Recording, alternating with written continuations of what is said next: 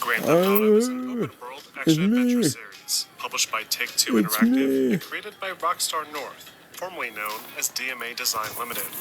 In each game, players assume the role of a unique protagonist who find themselves tangled up in the criminal underworld and need to complete a series of felonious acts around a fictional interpretation of a major metropolitan area.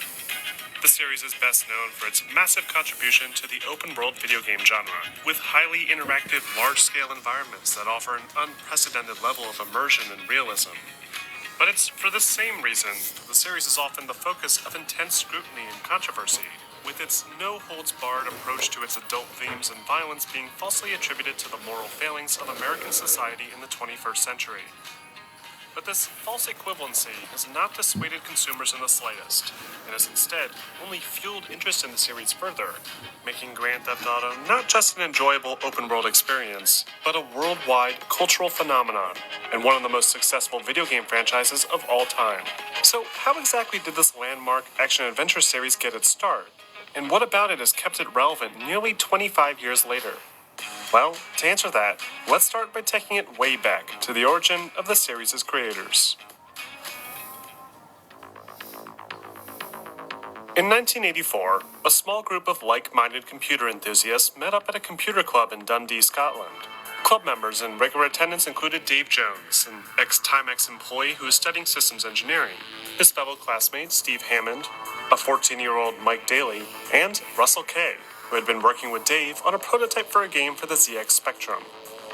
The group, known as the Kingsway Amateur Computer Club, expressed a deep interest in computer game development, and regularly paired off on projects to take advantage of their respective skill sets, often sharing critical programming techniques along the way.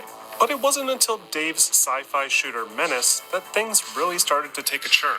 Tired of building games for Spectrum computers like his colleagues, Dave, along with another of his classmates, Tony Smith, tinkered with a game for the Amiga instead, which allowed for more detailed spaceship designs and more complex parallax backgrounds. The game was heavily influenced by the likes of Konami's Salamander, that at the time was only available to play at the arcade. So, providing that type of experience to a home computer was a big deal, and caught the attention of the Liverpool-based game studio Psygnosis, who agreed to publish Dave's game under their banner.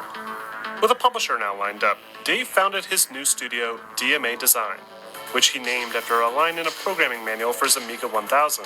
And after several years of development, he released his first successful game, Menace.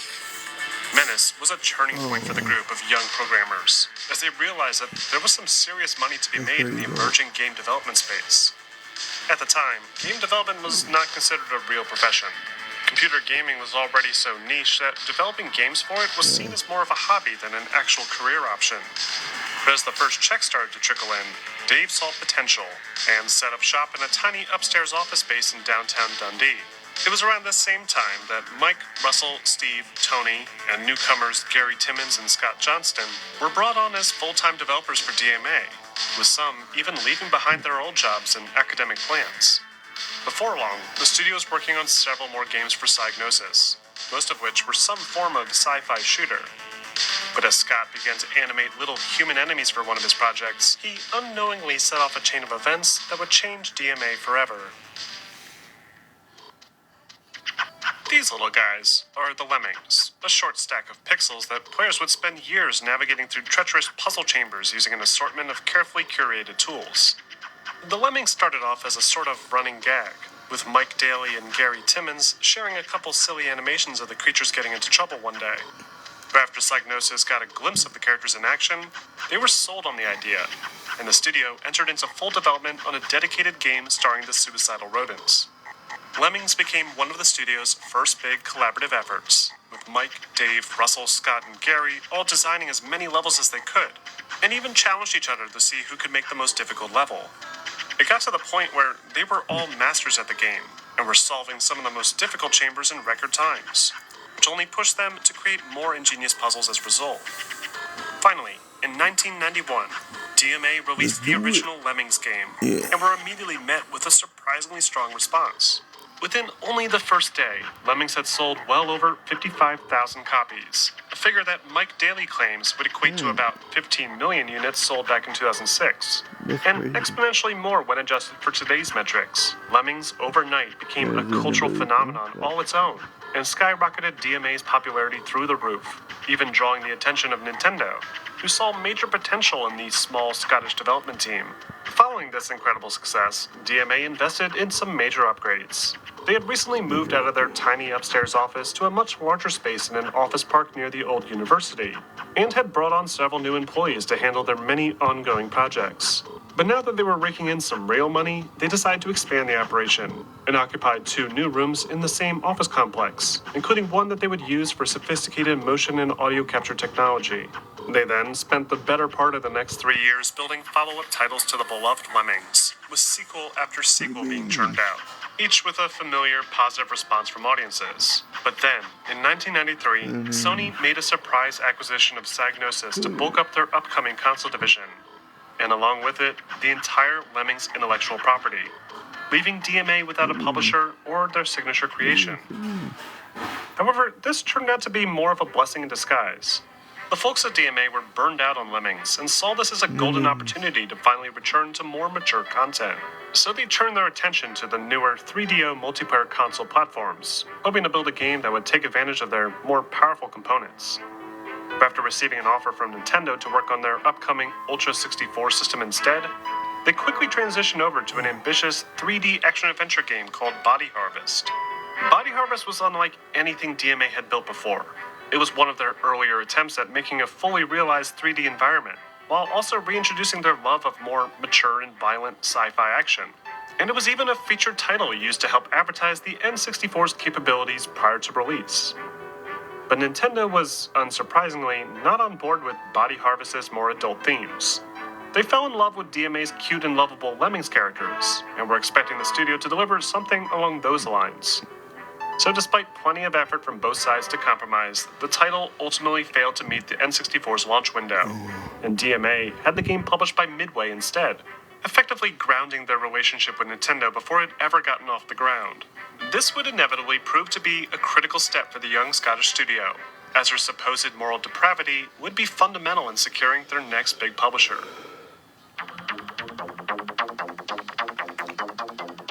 In enter the Houser brothers, whose love of Hollywood action films and the music industry helped pave the way for a full-time gig working at a new experimental branch of BMG Entertainment in London, with an emphasis on the emerging video game space. At first, the two brothers didn't really see much potential in this area. They didn't consider video games to be all that cool or exciting, as the biggest games at the time were geared towards children. But that all changed when Dave Jones stopped by their office in '95 to pitch a unique multiplayer action-adventure game that involved criminals racing around a city being chased by the cops. This project, given the working title Race and Chase, was originally prototyped by Mike Daly, who struggled for months to emulate the 3D design of Clockwork Knight to function within the confines of a fully interactive metropolis. Eventually, Mike was forced to redesign the game from a new top-down perspective instead, with the rear wall being textured to look like the city streets, and elongated prisms being used to simulate buildings. With the camera perspective now locked in, Mike and Dave worked together to incorporate some rough driving mechanics, along with camera scrolling routines and traffic scripts to help better visualize what the game would play like.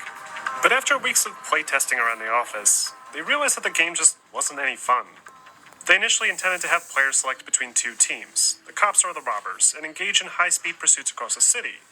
But this concept was quickly abandoned after they realized how boring it was to play on the cop team.